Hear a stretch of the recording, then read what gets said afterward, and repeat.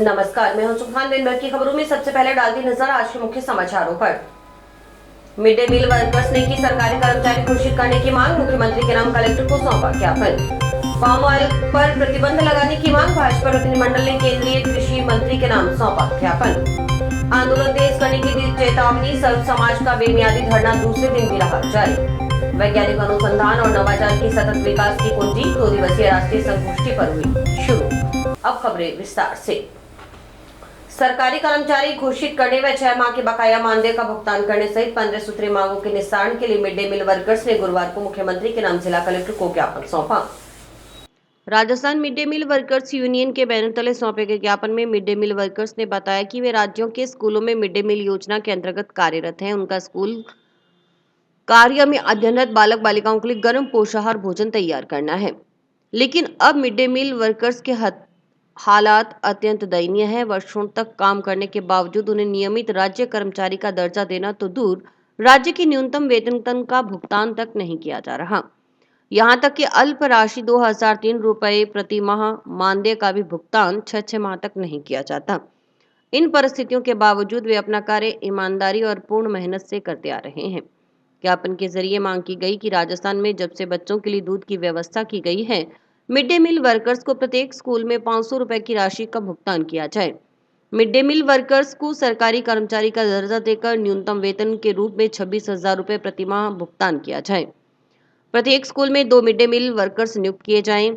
Multi task workers की भर्ती में मिड डे मील वर्कर्स को प्राथमिकता के आधार पर नियुक्त किया जाए।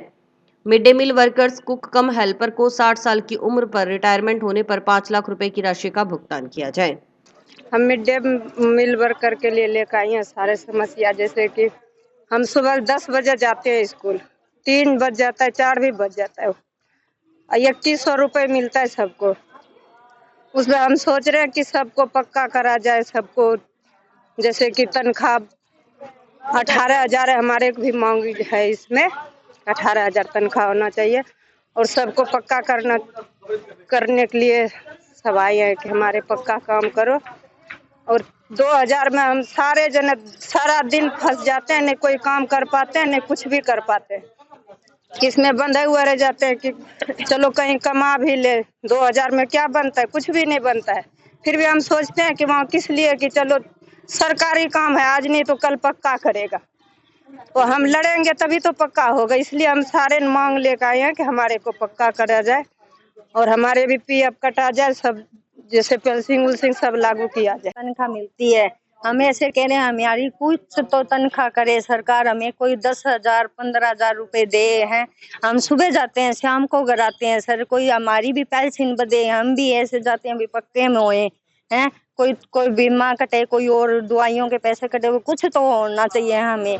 हम इस उम्मीद पे लगे हुए हैं, हम पक्का हो जाए इस उम्मीद पे। अपात्र उपभोक्ता अब 28 फरवरी तक खाद्य सुरक्षा योजना से स्वेच्छा से अपना नाम हटवा सकते हैं। 28 फरवरी के बाद भी अगर कोई व्यक्ति स्वेच्छा से अपना नाम नहीं हटवाता है तो खाद्य सुरक्षा योजना से जुड़े अपात्र परिवारों को चिन्हित कर आवश्यक कार्रवाई की जाएगी। अपात्र होते हुए भी योजना का लाभ लेने की स्थिति में उचित मूल्य की दुकान से लिए गए गेहूं की 27 रुपए प्रति किलो की दर से वसूली की जाएगी। जिले में खाद्य सुरक्षा योजना से जुड़े सक्षम और अपात्र लोगों के लिए राज्य सरकार की ओर से चलाए गए गिव अप अभियान की अंतिम तिथि 1 माह और बढ़ा दी गई है। पहले इसकी अंतिम तारीख 31 जनवरी थी, जिसे अब 28 फरवरी तक बढ़ा दिया गया है। खाद्य एवं नागरिक आपूर्ति विभाग के उपायुक्त एवं उप शासन सचिव ब्रह्मलाल जाट ने इस संबंध में आदेश जारी किए हैं, जिसमें अभियान की अवधि बढ़ाने का उल्लेख किया गया है। वहीं इस अभियान के तहत अब ऑनलाइन आवेदन करने की सुविधा भी उपलब्ध कराई गई है। जिला रसद अधिकारी सुनील घोड़ेला ने बताया कि वर्तमान में विभाग की 2 मुख्य योजनाएं चल रही हैं। इनमें एक गिव अप अभियान और दूसरा नए एनएफएसए बेनिफिशियरी के आवेदन की प्रक्रिया चल रही है। राज्य सरकार गिव अप अभियान के तहत खाद्य सुरक्षा सूची में शामिल सक्षम लोगों को स्वयं योजना से हटने का अवसर दे रही है।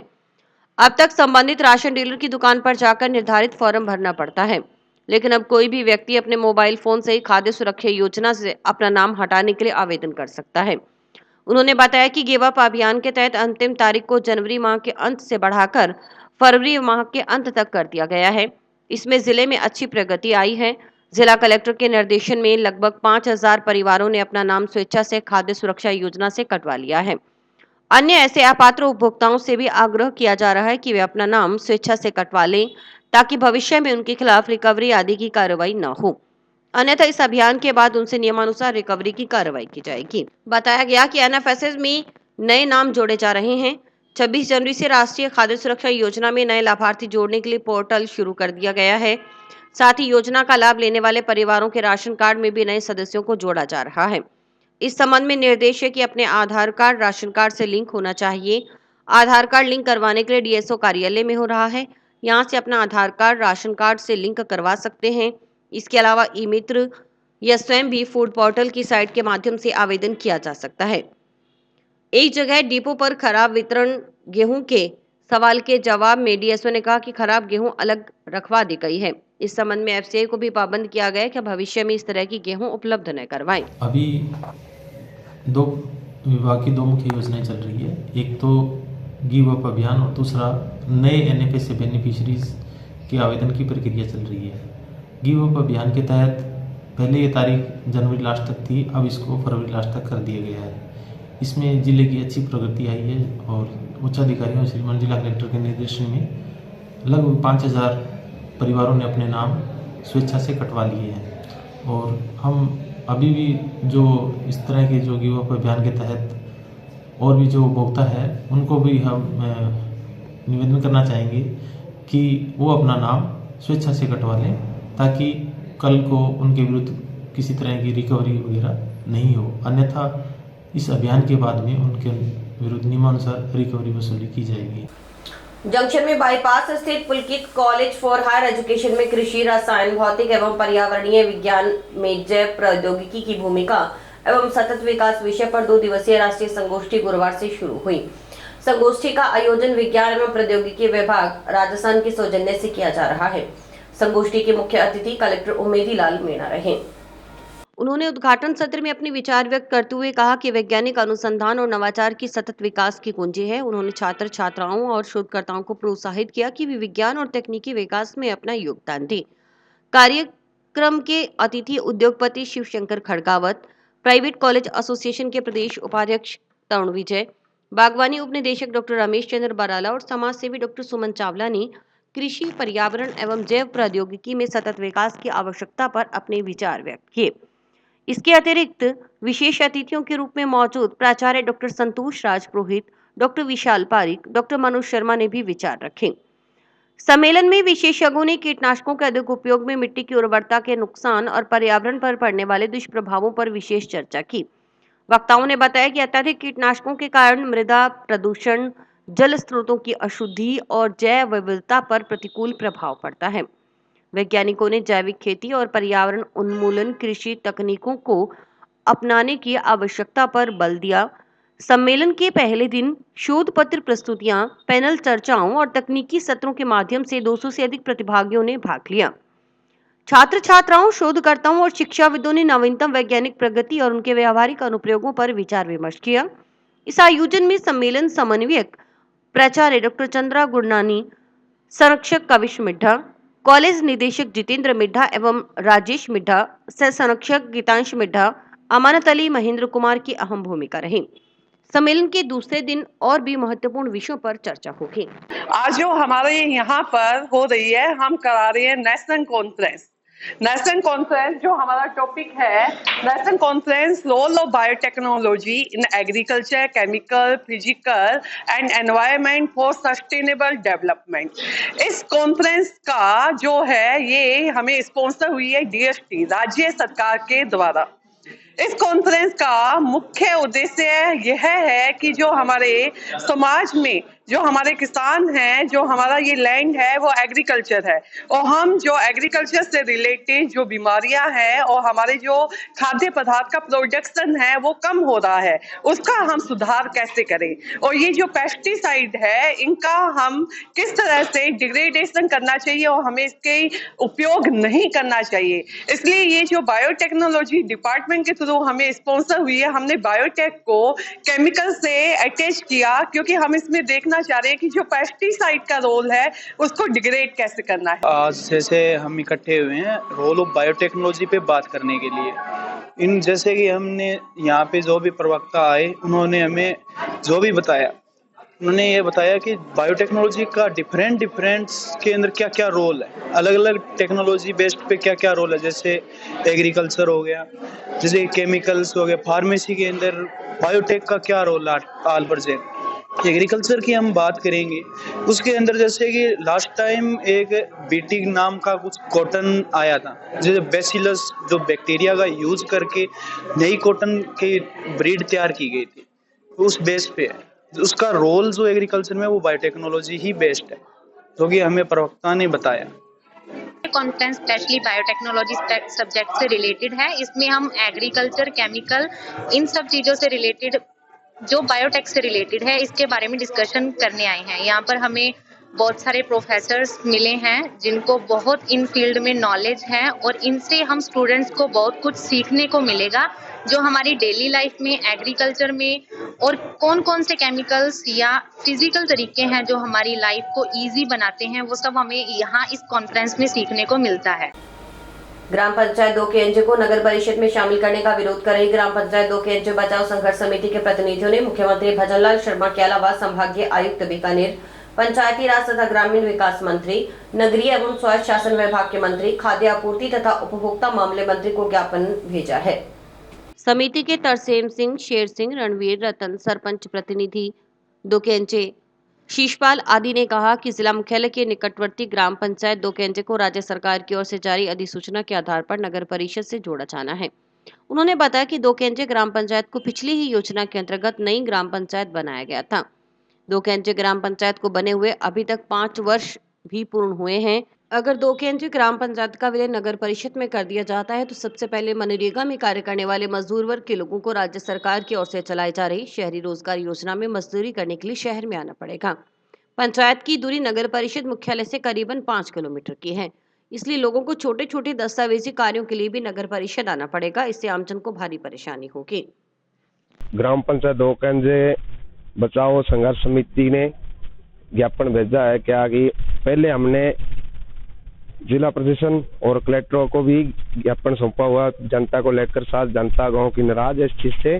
भाई नगर पालिका के अंदर ये है, पानी बिजली सब महंगा हो जाएगा और गाँव के पट्टे बनेंगे और पट्टों में क्या होगा, ये पट्टे बनेंगे आप जो तो हमारी ग्राम पंचायत के अंदर हमारे को 2025 के अंदर हमारी फाइल भी बन जाती है, सब कुछ हो जाता है, हमारे को भागना नहीं पड़ता। सरपंच के घर भी पास होते हैं, मेंबरों के घर पास होते हैं, उनके पास जाते हैं, मोर सैन लगवाते हैं और एक आदमी को डेली बाई डेली वहाँ 10 गेड़ लगाएगा, क्या पता अफसर मिले या ना मिले, उसका कोई भरोसा नहीं है। हमारे को ये नगर पालिका इसलिए नहीं चाहिए।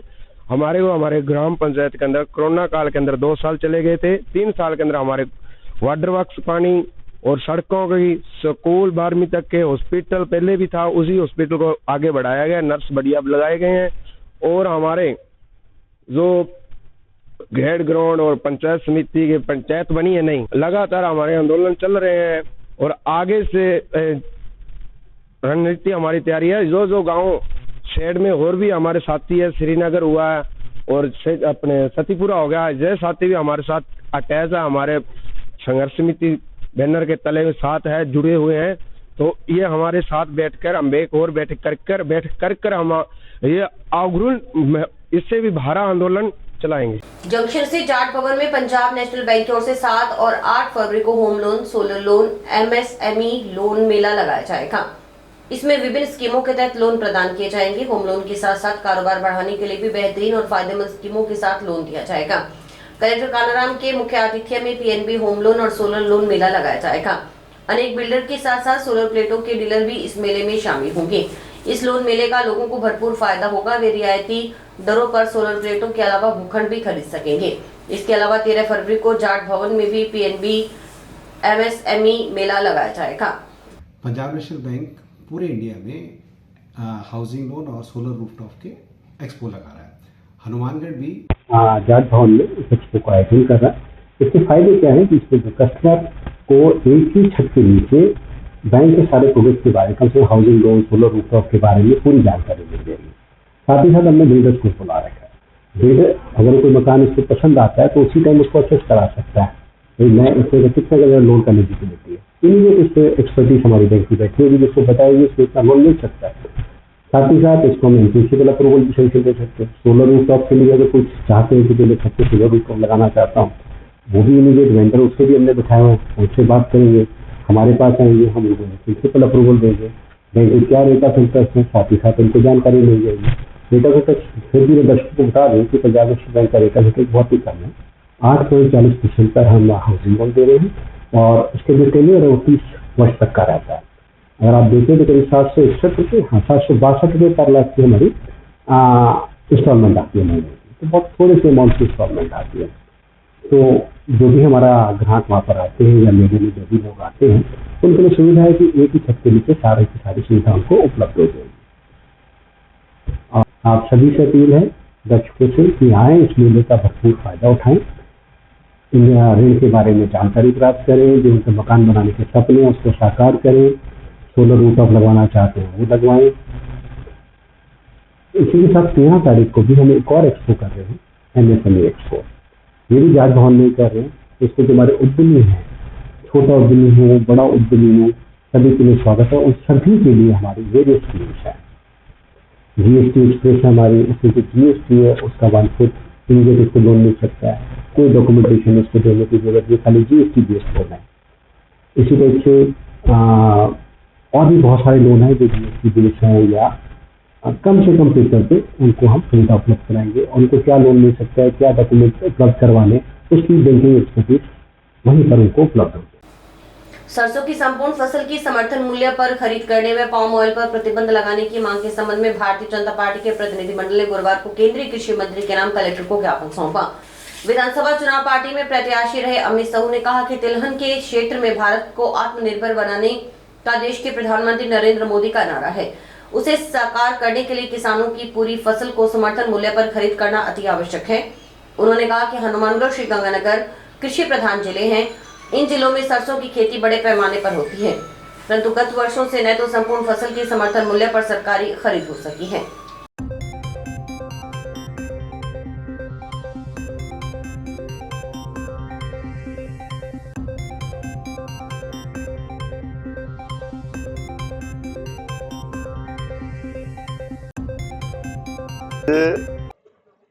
हम सब ने पूर्व जिला अध्यक्ष बलवीर जी बिश्नोई व सहकारी समिति अध्यक्ष प्रेम जी गोदारा के साथ हम सब लोगों ने माननीय कलेक्टर साहब को कृषि मंत्री जी के नाम ज्ञापन दिया, जिसमें मोदी जी का जो एक नारा कहूँगा किसान को सुदृढ़ करने के लिए, तिलहन की खेती को बढ़ावा देने के लिए जो उन्होंने कहा है, उस बारे में हम लोगों ने आज माननीय कलेक्टर साहब को ज्ञापन दिया, जिसमें ये बात की गई कि पाम ऑयल के आयात पर को कम करके कम किया जाए, जिससे कि सरसों की खरीद पूरी हो, किसानों को अपनी फसल का उचित और जो सरकारी रेट है वो रेट मिल सके, और हनुमानगढ़ ही नहीं पूरे देश के जो लोग हैं उनको बढ़िया, उनके स्वास्थ्य से खिलवाड़ जो पाम ऑयल की वजह से हो रहा है वो भी ना हो, और किसानों को पूरे राजस्थान में, पूरे हिंदुस्तान में जो उनकी फसल है उसका उचित और टाइम से दाम मिल सके। इस बारे में हम सब लोगों ने कलेक्टर साहब को माननीय कृषि मंत्री जी के नाम ज्ञापन दिया, और उम्मीद है कि मोदी जी इस बारे में विचार करके हम लोगों को राहत भी पहुंचे। विधायक गणेश बंसल की ओर से पिछले दिनों एक कार्यक्रम में जाट समाज पर दिए गए बयान के विरोध में सर्व समाज का कलेक्ट्रेट के समक्ष बेमियादी धरना गुरुवार को दूसरे दिन भी जारी रहा। धरने पर बैठे सर्व समाज के नागरिक विधायक के खिलाफ कानूनी कार्रवाई करने की मांग कर रहे हैं। गुरुवार को दूसरे दिन नौरंग देसर व मटोरिया वाली ढाणी में विनोद बेनीवाल, भरत गोदारा, लालचंद कालवा, मदन नायक आदि धरने पर बैठे।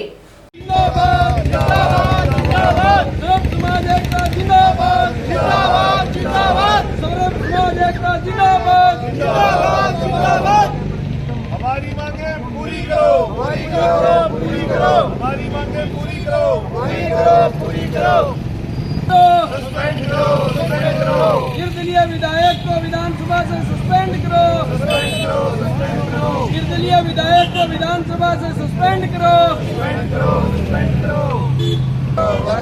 विधायक के खिलाफ मुकदमा दर्ज करो। विधायक से जो हमारा धरना प्रदर्शन चालू है, ये हमारे जो मौके के विधायक है, विधायक महोदय ने संकुचित सोच का परिचय देते हुए जिस प्रकार से समाज को बांटने और तोड़ने का प्रयास किया है, जिस प्रकार से जहर घोलने का प्रयास किया है, उसके लिए उनको हमने सभी समाज को इकट्ठा लेके इस प्रदर्शन को धरना प्रदर्शन किया है। हम उन पे कार्रवाई चाहते हैं, प्रशासन ने जल्दी से जल्दी कार्रवाई करे इस पे, नहीं तो हमारा प्रदर्शन जारी रहेगा।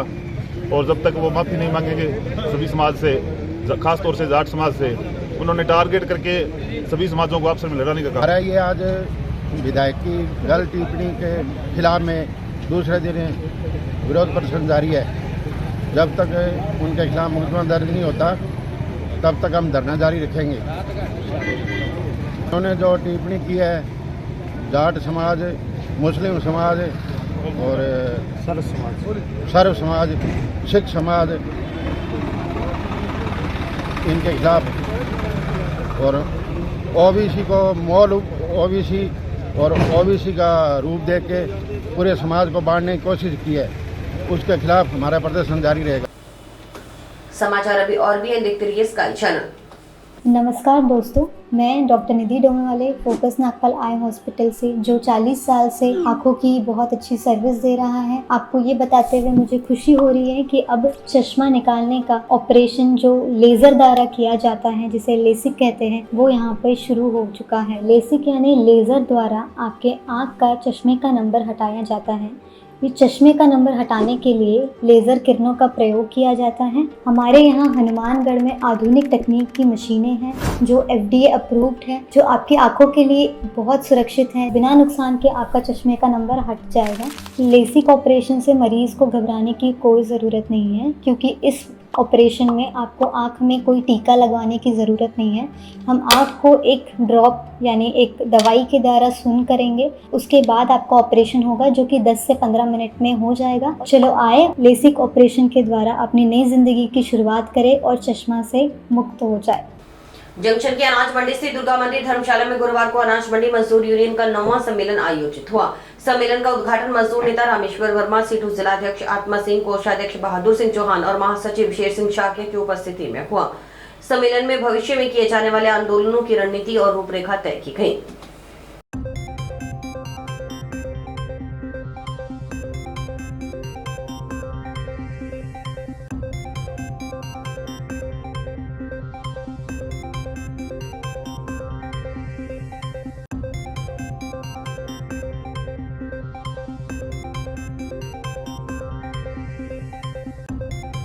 आज हनुमानगढ़ जंक्शन की धान मंडी में दुर्गा मंदिर धर्मशाला के अंदर अनाज मंडी मजदूर यूनियन का 9वां सम्मेलन होने जा रहा है।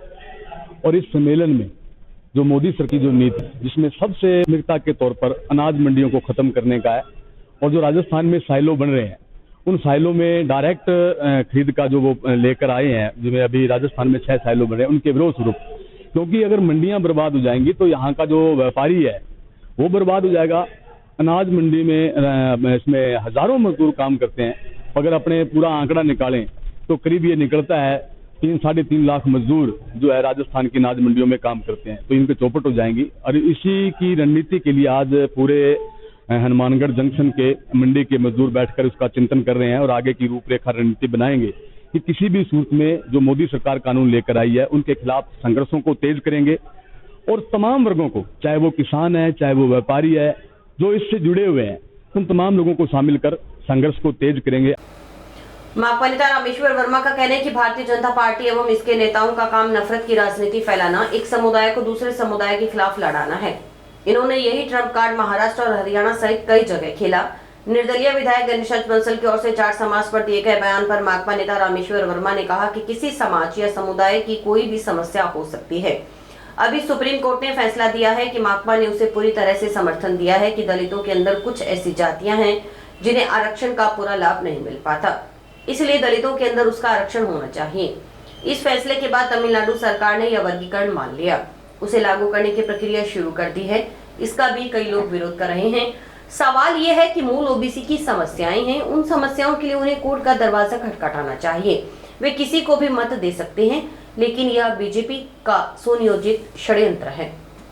असल में भारतीय जनता पार्टी और भारतीय जनता पार्टी के नेताओं का काम है कि नफरत की राजनीति फैलाना, एक समुदाय को दूसरे समुदाय के खिलाफ लड़ाना। यही इन्होंने ट्रम्प कार्ड खेला है। ये महाराष्ट्र में खेला है, हरियाणा में खेला है, कई जगह खेला है। असल में किसी समाज के अंदर किसी समुदाय की, चाहे वो मूल ओबीसी है चाहे कोई और है, उनकी समस्याएं हो सकती हैं। अभी सुप्रीम कोर्ट ने फैसला दिया है और हमारी पार्टी ने उसको पूरी तरह से समर्थन दिया है कि दलितों के अंदर कुछ ऐसी जातियां हैं जिनको आरक्षण का पूरा लाभ नहीं मिल पाया है, इसलिए दलितों के अंदर उसका वर्गीकरण होना चाहिए। और ये वर्गीकरण तमिलनाडु की सरकार ने मान लिया है, उसको लागू करने की प्रक्रिया शुरू कर दी है। इसका भी कई लोग विरोध कर रहे थे। सवाल ये है कि मूल ओबीसी की समस्याएं हैं, उन समस्याओं के लिए उनको कोर्ट में जाना चाहिए, उनकी बात करनी चाहिए, और वो फ्री भी हैं, कुछ भी अपने बैठ करके राय कर सकते हैं, किसी को वोट दे सकते हैं।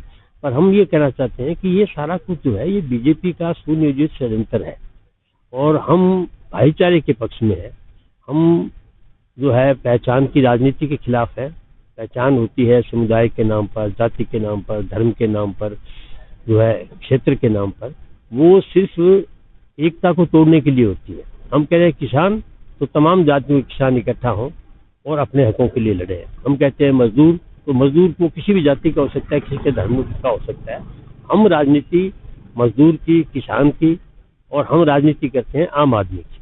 हम कहीं भी इस तरह के पक्ष में नहीं है कि कोई भी इस तरह के हालात पैदा हों। जिनकी भी समस्याएं हैं, जिनकी दिक्कत है, वो बैठ करके कोर्ट में जाए, अपना आंदोलन करें, उनके लिए स्वतंत्र है।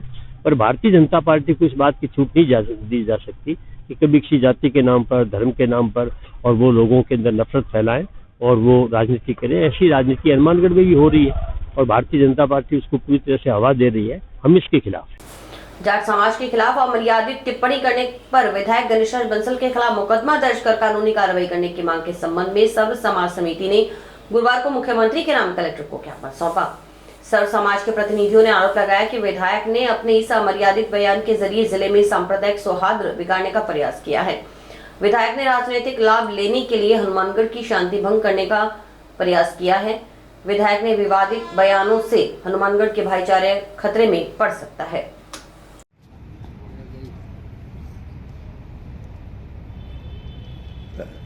सर्व समाज एकता जिंदाबाद, सर्व समाज एकता जिंदाबाद। विधायक गणेश राज बंसल मुर्दाबाद, गणेश राज बंसल मुर्दाबाद। जो हमने सर्व समाज ने यहाँ जो महापड़ाव डाला था, उसमें प्रशासन को ऊपर राज्य सरकार को भी एक आदेश हमने वो दिया था ज्ञापन मुख्यमंत्री जी के नाम में, इनके खिलाफ सख्त से सख्त विधायक के खिलाफ कार्रवाई की जाए। अगर तब तक ये कार्रवाई नहीं होती है, तब तक हमारा ये प्रदर्शन यही चालू रहेगा। इसके लिए आज हमारा दूसरा दिन है। दूसरा दिन भी हमारा धरना अभी चालू है। सभी सर्व समाज के लोग यहाँ बैठे हुए हैं और ऐसे ही हमारा धरना कंटिन्यू चलता रहेगा जब तक इन पे कोई कार्रवाई नहीं होती। नगर पालिका प्रशासन ने गुरुवार को अतिक्रमण तोड़ने की कार्रवाई करते हुए रेलवे स्टेशन के सामने आबकारी निरीक्षण कार्यालय के पास स्थित 56x45 साइज के बेशकीमती भूखंड पर बनी 4 दुकानों को जमींदोज कर दिया।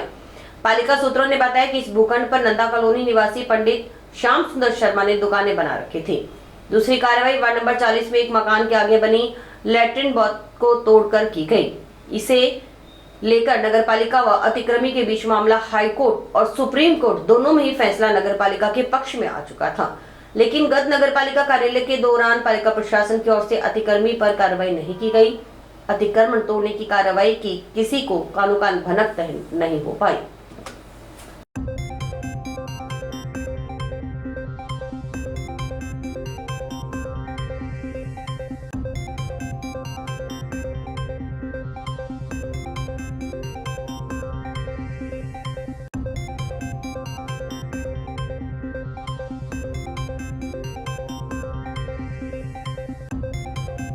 भूखंड था लगभग 40x60 के आसपास का, जिसमें सुप्रीम कोर्ट ने नगरपालिका के पक्ष में फैसला दिया हुआ था, जिसमें अतिक्रमी द्वारा नहीं हटाने पर नगरपालिका ने कार्रवाई करते हुए उक्त भूखंड से अगले का अतिक्रमण हटाया और नगर पालिका के अधिकार क्षेत्र में ले लिया उस भूखंड को। मौके से जो सामान था वो जो उन लोगों ने हटा लिया, उस सामान को तो उनको दे दिया गया, जो नहीं हटाया गया छोटा मोटा कोई सामान वो नगर पालिका ने जब्त किया और लगभग 5 से 6 करोड़ रुपए की भूमि थी वो नगर पालिका ने अपने अधिकार क्षेत्र में ली है। हाँ, एक दो जो सड़क और निर्माण कार्य चल रहे थे उसमें जो सड़क के बीच में बाधा उत्पन्न कर रहे थे, इस तरह के अतिक्रमण को नगर पालिका ने और इसी के साथ समाचार समाप्त हुए। रोजाना देखते रहिए समाचार। नमस्कार।